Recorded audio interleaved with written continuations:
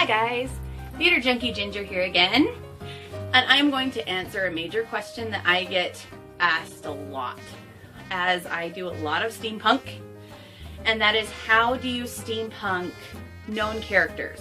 So like those people that steampunk like Disney characters and things like that. And recently I've been working on a Mara Jade Skywalker steampunk project.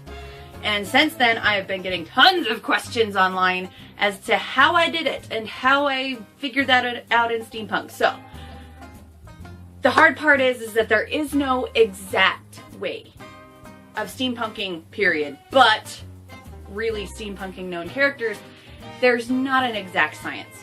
But I will take you how I do it. Take you through how I do it. So, first we're going to go over a little bit of what steampunk is.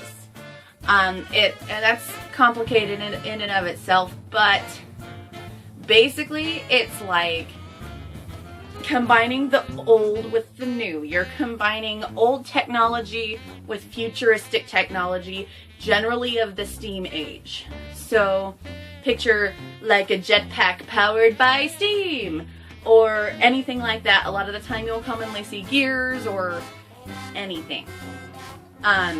Go Google it for sure. It's really it honestly is kind of complicated to give a brief synopsis because there is no brief synopsis.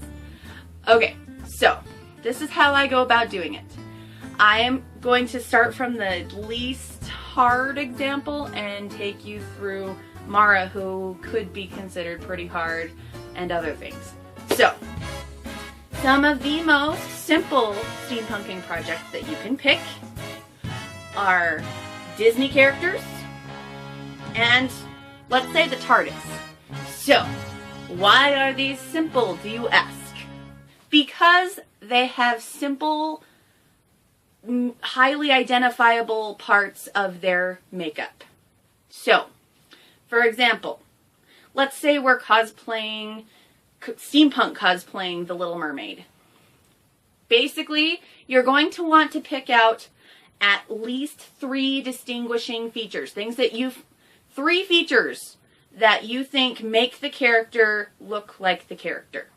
So, to me, with Ariel, the thing that stands out most is her bright red hair, the color of her shell bra, which is purple, and her green tail. So, basically, the things that I would incorporate into a typical Little Mermaid steampunk cosplay would be red hair, purple somewhere on the top, green somewhere on the bottom. You do that and most of the time people will look at you and go, ah, I see what she did there. She just steampunked the Little Mermaid. So, again, this is not an exact science. Even if you just incorporated green and purple somewhere into your outfit, the idea would get across. So, on the TARDIS, which you see quite often, I mean, I even have a steampunk TARDIS costume, the things are blue, windows, police box, and then even, like the light on a hat or something. Again, you have simple elements. If you look at your character references and pick out a couple of simple elements to incorporate, you have your character right there. So, the big trick is figuring out how to incorporate those elements in steampunk. So, what I do is, I research. Steampunking and cosplaying, for that matter, requires a lot of research. Google searches, Bing searches, I don't care. You have to research and have lots of references. And with steampunking, it requires twice the amount of normal researching, I think, that most does. Because you're going to want to look up time periods. General steampunking time periods go anywhere from like 1600s, Regency, Edwardian, Victorian, Elizabethan. I've even seen 1920s steampunked, which was rather interesting, but it was really cool. I liked it a lot. Basically, you need to go look up what other steampunkers have done, what actual historical images look like, as well as, you know, just even pick out individual pieces. I like this bustle on this Victorian look right here. I like this corset here. I like this here. And then start looking at what parts of that you can make look like your character. So let's stick with Ariel. Maybe I will do that cool looking vest there that has some purple in it on the top and do a green bustle on the bottom. Pretty simple, right? Yeah.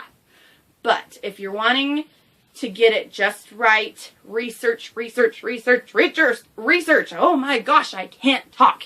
Anyway, so the other thing that I like to incorporate is I personally like to think about what, not necessarily just physical attributes that person that you're steampunking does, but also kind of like whether they have a hobby that's common, whether they have a, I don't know, something that they do to kind of incorporate into the costume. For example, one of my next costumes, which I've never announced it before, is I will be steampunking Sally from Nightmare Before Christmas this next year.